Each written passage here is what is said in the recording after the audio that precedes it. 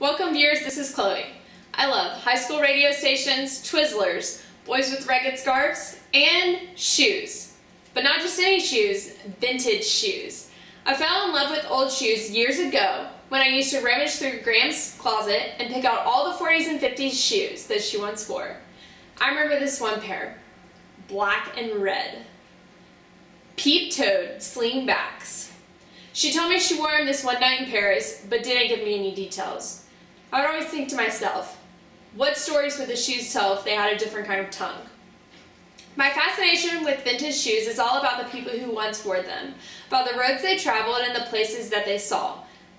I still have Graham's red and black peep-toed slingbacks, but my collection has only gotten bigger. I get some of my shoes from thrift stores, others from online places like eBay, but the best come from garage sales, especially the ones in Graham's trailer park. Today I'm going to teach you a little bit about vintage shoes. Most of my information and photos come from Vintage Fashion Guild. At the turn of the century, most women wore sturdy leather boots. They were practical and usually hidden by long skirts.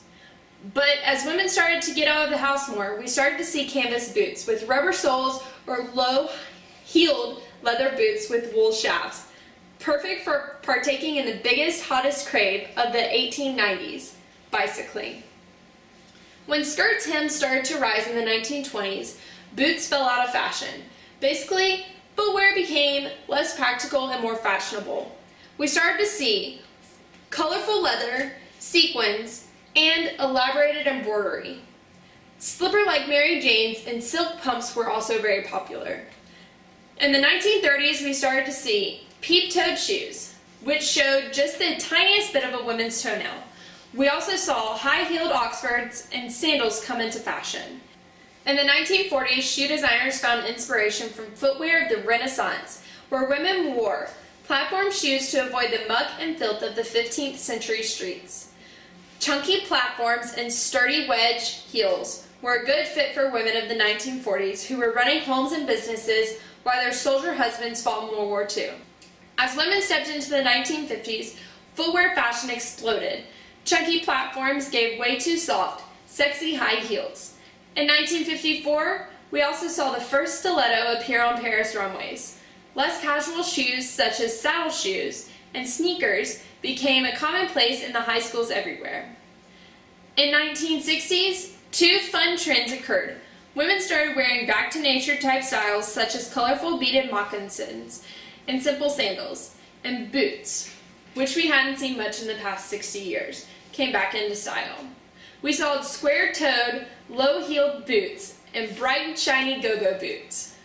When you think shoes from the 1970s, think huge platform shoes and spiky stilettos. And in winter, women wore knee-high boots made of either vinyl or earth-toned leather and suede. Shoes from the 1980s were very much about color and surface embellishment. Think bows, sequins, jellies, and patterned leathers. Heels were rage, including stilettos and upside-down triangular-shaped heels. We also saw plenty of boots, this time mostly cowboy boots. So there it is, viewers, a walk through history with some very great old shoes. You can learn more at vintagefashionguild.org.